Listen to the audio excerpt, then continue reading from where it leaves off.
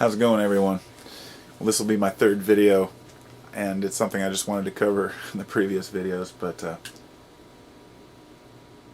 the ultimate spiritual expression of the universe, the ultimate expression of the universal mind, the archetype of all, of everything, the all-encompassing experience that we share, may be material existence.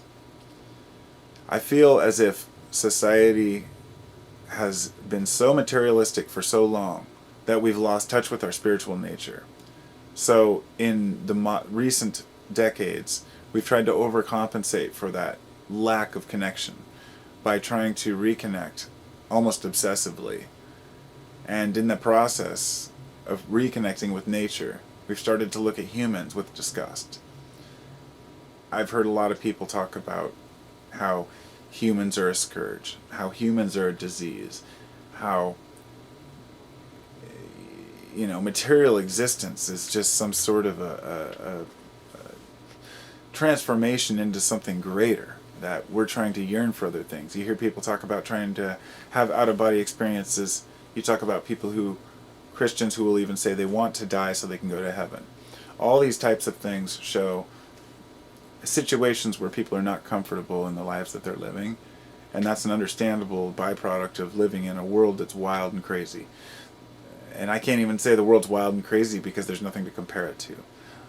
Existence and life just is. There's nothing to compare it to. You can't say life's weird. It's not. Life is just life. Weird means that there's something that's normal. Life is life. Life is one of the words that science can't even define. You really can't. It's one of those circular definitions that keeps defining itself. Well, life is something that's alive, something that's living. And what is life? What is the actual essence that gives things this life? Well, if the universal mind is nothing more than a spiritual essence, maybe electromagnetic energy, perhaps it's some sort of a plasma or an energy that we don't understand, interdimensional or multi-dimensional reality existence. Perhaps all the planets are networks of neurons in the giant cosmic mind. Who knows? But among this, here we are. And this universal mind has coalesced into these material bodies called planets. These planets are something that are not just a strange, random, here's one, here's another one. We found out that planets are very common, and that planets that may harbor life are very common as well. So I just wanted to pose the idea that for anyone who's yearning for an extremely spiritual experience, for anyone who is disappointed with the fact that we're humans and that we're limited and that all we have is these hands and that we can't fly, that we can't disembody, I would urge those people to realize that this is it. This is the pinnacle of existence in some people's eyes. And for others, it's the worst existence you could possibly imagine. But we either way have a choice to how we view it. If we want to look at life as a hardship, then it's going to be a hardship, and we're going to make excuses to try to get away from it. If we look at life as something fantastic and beautiful like it is, we don't have to necessarily believe that this is it. Because I'm not saying that what I'm saying may come across as I'm saying materialism is all there is.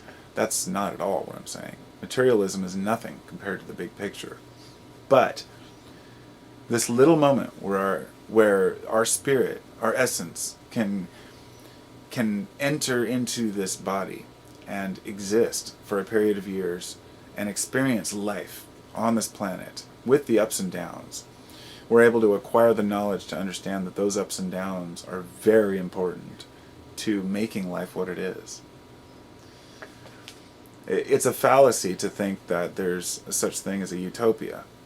There have been many philosophical discussions about what's the total net pleasure of life, and whether living a hedonistic lifestyle is one that's preferable.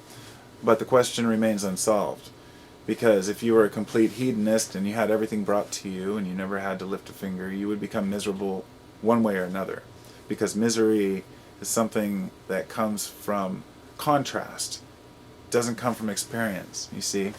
For a person who's never had anything negative in their life, they might lose their car keys and it might be the end and they would be just totally depressed and just bummed out, or, it might just ruin their whole day. For a person who's dealt with adversity their whole life, they could have, they could lose a finger or an arm and it might not even really faze them at all. It's all contrast and it's all perspective. So remember that when you're looking at life and it seems hard, or it seems like life just sucks, or that you want to yearn for something greater. Remember that every moment here may be some of the most important moments. Whether or not there's an afterlife, it's irrelevant. Right now is very important. To who? To you. But you have to make it important. So, them's my thoughts.